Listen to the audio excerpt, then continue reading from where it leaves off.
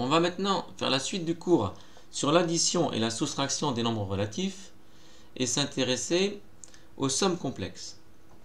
Donc une somme complexe, c'est une expression avec des additions et des soustractions, mais où il y a plus que deux termes. Par exemple, si on prend 2 moins 9 plus 5, voilà, ça c'est ce qu'on appelle une somme complexe parce que c'est une expression avec uniquement des additions ou des soustractions et où il y a plus que deux termes. Donc on va s'intéresser à ce type d'expression maintenant et voir comment la règle que ici j'ai reprise, là, que j'ai rappelé de la fois d'avant, donc qui est soustraire un nombre relatif, c'est pareil qu'ajouter son opposé, en quoi cette règle elle va nous aider à résoudre ce problème, donc pour calculer ce genre de somme complexe, alors où il peut y avoir de nombreux termes, hein. Là j'en ai mis 3, mais il peut y en avoir plus que 3. Et alors déjà la première chose c'est que le premier réflexe pour faire ça, on pourrait faire, parce que ça marche tout le temps, c'est d'appliquer les priorités. Et les priorités, c'est de faire de gauche à droite. Et donc c'est possible. Hein.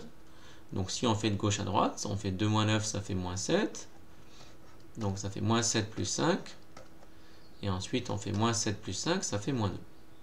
Donc ça, c'est la méthode de base qui consiste à calculer de gauche à droite en respectant les priorités.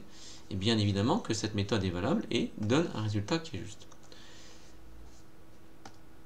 Mais l'intérêt de ce qu'on a vu avant, c'est que ça va nous donner une autre façon de faire. C'est que plutôt que de faire la méthode voilà, qui nous est imposée, où il faut respecter les priorités, on va avoir une autre possibilité. L'idée, c'est de se dire, alors ici, j'ai une soustraction et une addition. Donc les opérations ici, c'est donc là, il y a une soustraction. Alors, je vais décidément... Il y a une soustraction, et ici, il y a une addition. Et nous, on préférait qu'il n'y ait que des additions. Parce que quand il n'y a que des additions, on sait qu'on peut déplacer les termes, ou bien regrouper comme on veut, mettre des parenthèses où on veut. Et en fait, ça donnera toujours le même résultat. Donc on a beaucoup plus de liberté quand il n'y a que des additions. Parce que, par exemple, s'il y a 1 plus 2 plus 3, ben, je peux calculer en faisant 3 plus 3, mais je peux aussi faire 3 plus 1, 4, 4 plus 2, 6. Alors que ça, ce n'est pas possible s'il y a ne serait-ce qu'une soustraction. Donc, ce qu'on va faire, c'est que la soustraction qui est ici, on va la transformer en addition, ce qui nous permettra après de regrouper comme on veut. Et ce qui nous donnera beaucoup de possibilités différentes pour calculer une expression. Donc, c'est ce qu'on va faire ici avec notre expression. Donc, la soustraction qui est ici, on la transforme en addition. Donc, si je la transforme en addition, ce sera plus moins 9. Et donc le reste ne bouge pas. Et l'intérêt quand on a fait ça, c'est que maintenant on a 3 nombres à ajouter et on peut les ajouter comme on veut. Donc en particulier, on peut faire 2 plus 5, ça fait 7. Et dire que ça fait 7 plus moins 9. Et donc ça fait, évidemment, on trouve comme avant. Mais l'intérêt, c'est qu'avec cette méthode, on a plein de façons de le faire. On peut calculer comme on veut, on sait que quand il n'y a que les additions, eh bien, on peut mettre des parenthèses, on peut regrouper, on peut déplacer les termes, on est assuré d'obtenir le même résultat. Donc c'est cette technique ici qu'on va voir dans le cours plus précisément ici. Dans le cas d'une expression avec plus que 3 termes, on va y aller carrément. Donc on va effacer ça.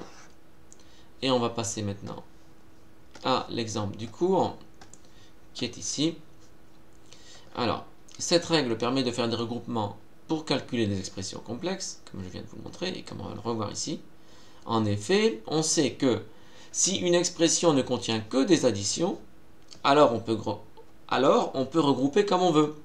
Donc si on prend par exemple l'expression suivante, donc 2, alors peut-être quand même, voilà, on va un peu maintenir un peu de suspense, voilà. Si on a 2 moins 6 plus 3 moins 4 plus 8 moins 2 à calculer, alors je pourrais le calculer de gauche à droite, mais ce serait assez pénible. Hein. Alors il faudrait faire 2 moins 6 égale moins 4, etc., etc. Donc on fait comme je l'ai fait ici avec les 3 termes, on repère les soustractions et on les transforme en addition. Donc en voilà une ici et une ici. Donc là il y a 3 soustractions que je transforme en addition. Donc ça me donne ça. j'ai transformé les trois soustractions en addition. Donc ici, ici, ici. Et maintenant, on peut regrouper comme on veut. Et il y a un regroupement qu'on fait très souvent, qui est de mettre ensemble les positifs et mettre ensemble les négatifs, parce que ça, c'est très facile à faire après, à calculer. Donc je me dis, je vais faire 2 plus 3 plus 8, et plus, moins 6, plus moins 4, plus moins 2, que je calculerai ensemble. Donc je commence par les déplacer ici, et vous voyez que le but, c'est de calculer ensemble les positifs, parce que ça va être très facile, et ensemble les négatifs, parce que là encore, ça va être très facile. Donc les positifs ensemble, ça fait 13. Les négatifs ensemble, ça fait moins 12. Donc ça fera 13 plus moins 12. Et 13 plus moins 12, ça fait 1. Et donc on a réussi comme ça à calculer la somme complexe de façon beaucoup plus efficace que si on avait fait de gauche à droite. Alors là, ici, on a fait un regroupement classique qui est les positifs ensemble et les négatifs ensemble. Mais on pourrait aussi regrouper autrement dans les exercices. Si vous reconnaissez deux termes, par exemple, si vous avez moins 6 d'un côté et plus 6, ben on peut le barrer, etc. en le regroupant. Donc ça permet de calculer la somme complexe de différentes façons, et en particulier de la façon qui vous semble la plus adaptée.